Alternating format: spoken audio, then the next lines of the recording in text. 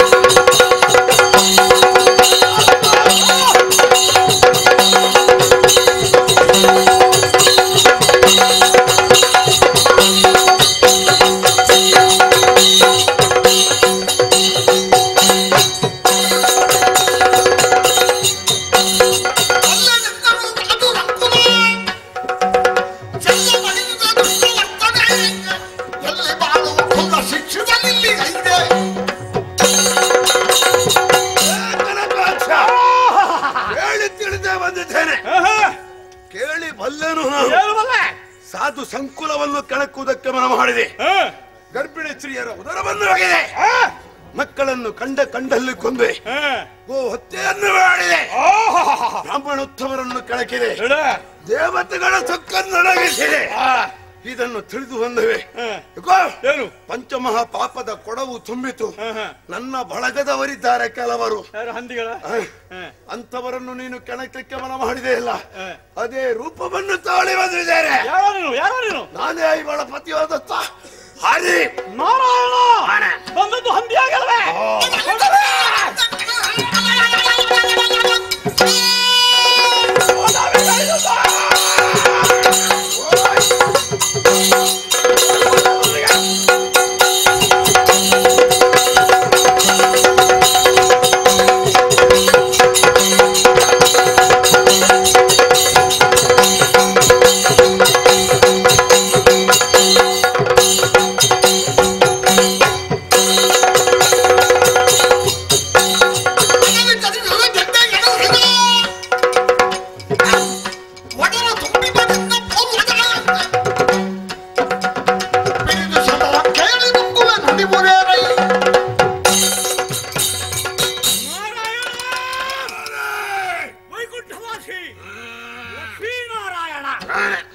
ನಿನ್ನಾಟ ಅಲ್ವಾ ಲಕ್ಷ್ಮೀನಾರಾಯಣ?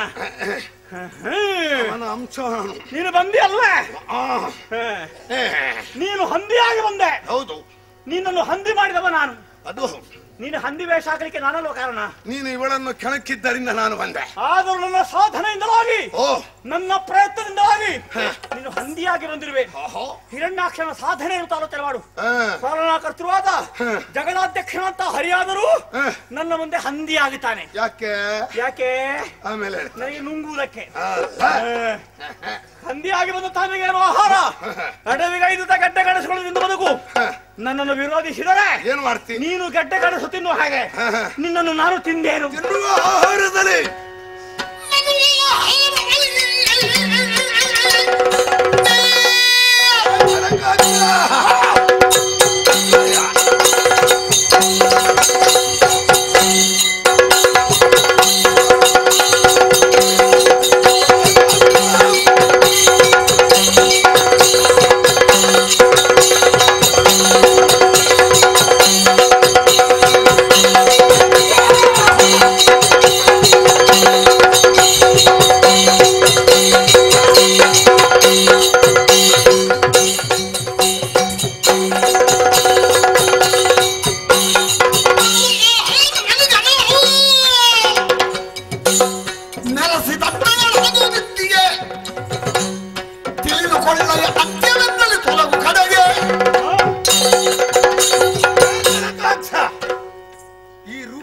ಕಾರಣೀಭೂತ ನೀನು.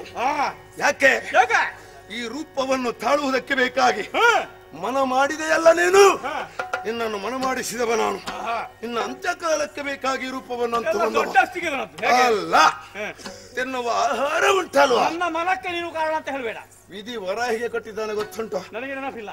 ಇಲ್ಲ, ಆದ್ದರಿಂದ ಇವಾಗ ನಿನಗೆ ತೊಂದರೆ ನಿನಗೆ ಆಹಾರ ಬರಲಿ ಮಗನೇ, ಗದಾದಂಡವು ಬರಲಿ ಅಂತ ಹೇಳಿದ್ದಾನೆ. ಇಷ್ಟೇ, ಗದಾದಂಡ ಕೊಟ್ಟಿದ್ದಾನೆ. ಅಷ್ಟಲ್ಲ, ಹೆಚ್ಚು ತಿಂದರೆ ಕೆಲವರಿಗೆ ಅಜೀರ್ಣ ರೋಗ ಶುರುವಾಗುತ್ತದೆ. ನಾನು ಹೆಚ್ಚು ತಿನ್ಲಿಲ್ಲ ಇಲ್ಲಿವರೆಗೆ.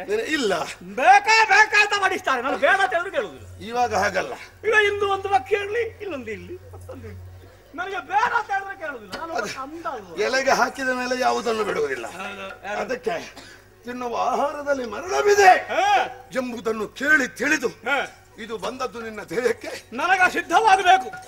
ಒಂದು ವೇಳೆ ನಿನ್ನನ್ನು ತಿಂದು ನಾನು ಅಮೃತವನ್ನಾಗಿ ಸೇರು, ಇಲ್ಲದಿದ್ದರೆ ವಿಷವಾಗಲಿ, ಅದು ಸತ್ಯವಾಗಲಿ, ಬ್ರಹ್ಮನವರ ಹೌದು ಸುಳ್ಳು ನಿಜವ ಎಂಬುದನ್ನು ಹೋರಾಟದ ಮೂಲಕವಾಗಿ ನೋಡೋಣ.